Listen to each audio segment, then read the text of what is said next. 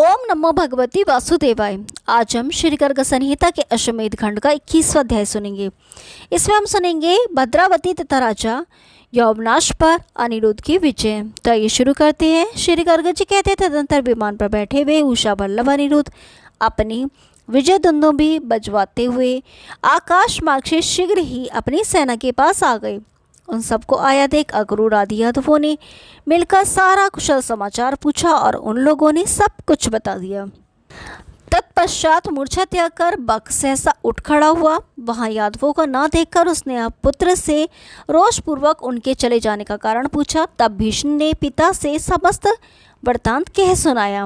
उसकी बात सुनकर रोष से बक के ओठ फड़कने लगे और वह कुपित होकर बोला, मैं जानता हूँ जैसे सिंह के डर से हरिण भागते हैं उसी प्रकार यादव मेरे भय से विमान द्वारा भागकर कुशस्थली को चले गए हैं।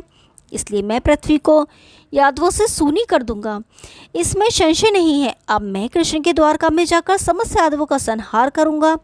भीष्म ने कहा, महाराज क्रोध को रोकिए, यह समय हमारे अनुकूल नहीं है। जब देव प्रसन्न होगा तब हम यादवों को जीतेंगे। श्री गर्ग जी कहते हैं, राजन पुत्र के इस प्रकार समझाने पर बकासुर चुप हो गया और वन जंतुओं को खाता हुआ वन में विचरने लगा। नपेंद्र तदंतर अश्व का विधि पूर्वक अभिषेक करके श्रेष्ठ ब्राह्मणों को दान दे विजयी प्रद्युम्न पुत्र अनिरुद्ध ने पुनः विजय यात्रा के लिए उसको छोड़ा। प्रद्युम्न को मार के छोड़ने पर वह अश्व देवत स्वर से हिनहिनाता और बहुत से वीरयुक्त देशों का दर्शन करता हुआ भद्रावतीपुरी में जा पहुंचा।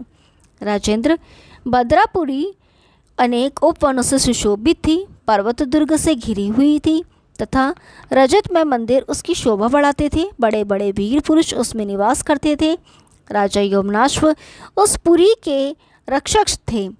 लोहे के बने हुए कपाटों से वह पुरी अत्यंत दृढ़ थी। उसमें जाकर वह अश्व राजा के सम्मुख खड़ा हो गया। राजा ने उसे पकड़ा और सब बात जानकर वे क्रोधपूर्वक युद्ध करने के लिए सेना सहित पुरी से बाहर निकले। महाबली यौवनाश को सेना सहित सामने आया देख प्रद्युम्न कुमार अनिरुद्ध ने श्री कृष्ण भक्त मंत्री उद्धव को बुलाकर पूछा। अनिरुद्ध ने कहा, मंत्री जी, यह सेना के साथ कौन हमारे सम्मुख आया है? इसने अश्व का अपहरण किया है और यह हमारे शत्रुओं में मुख्य है, अतः इसके विषय में आप सारी बातें बताइए। उद्धव बोले, सत्पुरुषों में श्रेष्ठ अनिरुद्ध, इस राजा का नाम यौवनाश्व है।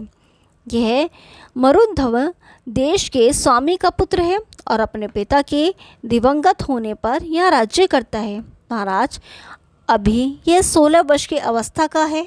अपने दुष्ट मंत्री के कहने से यह युद्ध अवश्य करेगा, परंतु आप इसका वध कदापि न करें। यह सुनकर बहुत अच्छा कहकर अनिरुद्ध युद्ध स्थल में यौवनाश्व के साथ उसी प्रकार युद्ध करने लगे जैसे सिंह हाथी से लड़ रहा हो। उषापति अनिरुद्ध ने यौवनाश की तीनों अक्षौहिणी सेना का संहार करके उसे रथहीन कर दिया और राजकुमार से उत्तम बात कही। अनिरुद्ध बोले, राजन, मुझे घोड़ा लौटा दो, अन्यथा मेरे साथ युद्ध करो। उनकी यह बात सुनकर और उन्हें श्री कृष्ण का पुत्र जान राजा को बड़ा भय हुआ। उसने अनिरुद्ध को विधि पूर्वक यज्ञ का घोड़ा समर्पित कर दिया और उनसे निमंत्रित हो उस राजा ने हाथ जोड़कर कहा। यौवनाश बोला, नरपेश्वर, जब द्वारका में यज्ञ होगा उस समय मैं भगवान श्री कृष्णचंद्र के चरणाविंदों का दर्शन करने के लिए आऊँगा।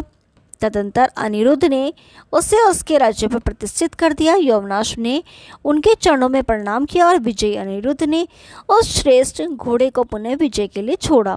ओम नमो भगवती वासुदेवाय। कल 22वां अध्याय सुनेंगे। तब तक के लिए नमस्कार।